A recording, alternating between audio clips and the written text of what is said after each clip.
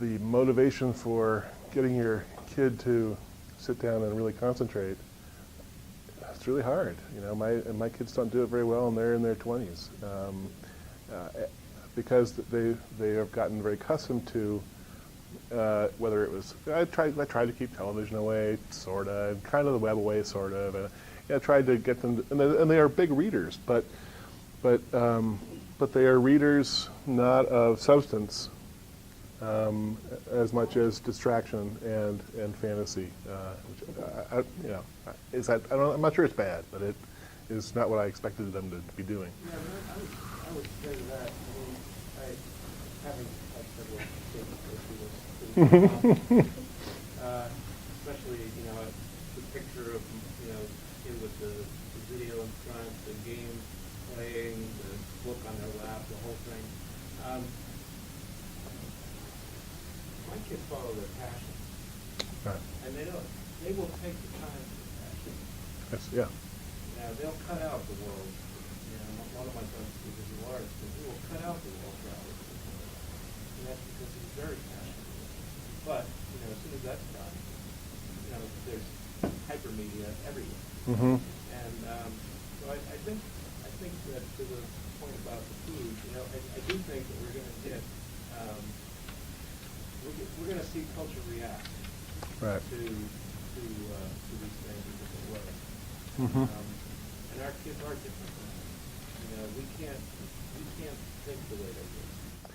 So is there a way, I'm trying to sort of move this into purposeful mode, is there a way for us to, I'm no longer quite just joking about the slow content movement.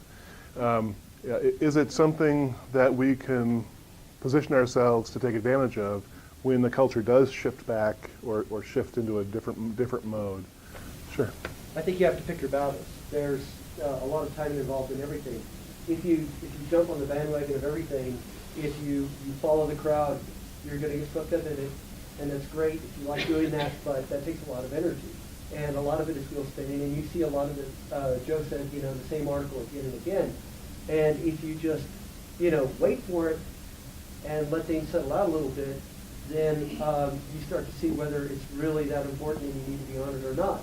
I have so many friends that jumped on Twitter, and I'm a media junkie. I live in New York City. A friend of mine writes for Time, and we're always go at it. And I have a 35-hour-a-week job, not married, no kids. I'm a book geek. I read massive amounts, but I've had to learn to pick my battles.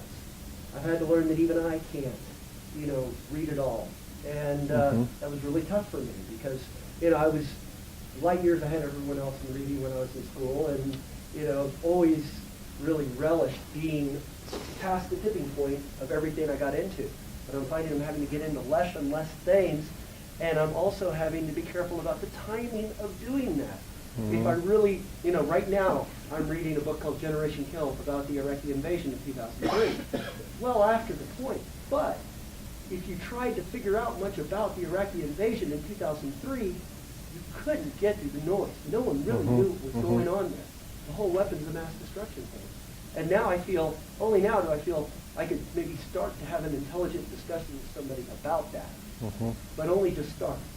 But there are tipping points, and in certain things you want to reach that. And I've gone to every ebook thing in the last year trying to reach the tipping point in ebooks. And a lot of the noise is filtered out, and I've been really impressed at most of the talks I've seen here today. Where a year ago, there was a lot more junk out there. Mm-hmm. That's my take. Interesting, yeah. I think this is really kind of interesting because I was sitting here thinking, what will be the catalyst that will change this? And all of a sudden I realized books. Rachel Carson brought on Earth Day. Al Gore brought on the energy crisis. He's just read a book that has changed his whole perspective on the Iran war. Be fun to speculate about what the book will be. Mm-hmm. Mm-hmm. Just this term distraction is an interesting one to use because I think back on sort of critiques of mass society that go back to the introduction of film, right? And then the concern was that the mass would be distracted, and that the interior life of the mind, reading Goethe was going to disappear, and that would happen extremely quickly, underneath all these faces, all that little shop girls just like, maybe they don't come along. And then there were a bunch of other critics, like Benjamin being one of them, saying, well, then maybe there's a productive use for distraction. In a sense that distraction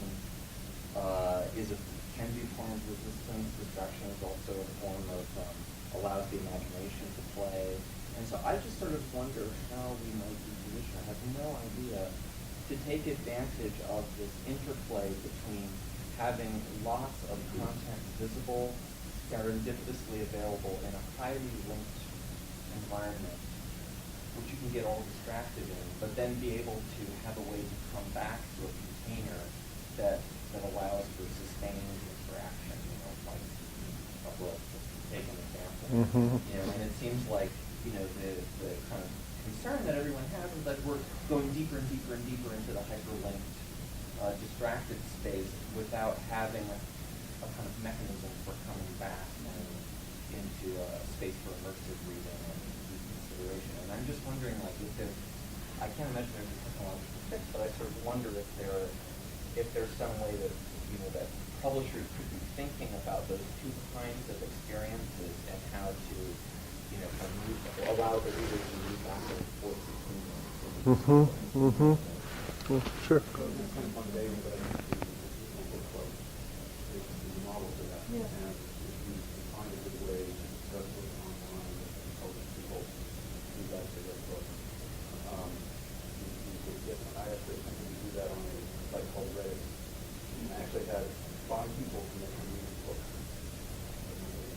Actually did. Yeah.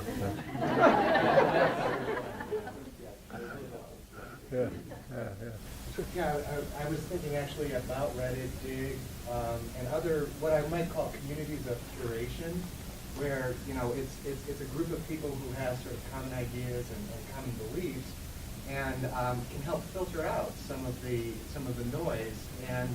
And I wonder if that's not an opportunity for university presses. I mean, that is sort of what we do and what libraries do. Right. We're gatekeepers. And if we took, if we took what we did to perhaps another level and thought about creating communities of curation, where specialties were being developed around hubs of discipline, maybe we can actually have a relevance in this hyperabundance. Yeah.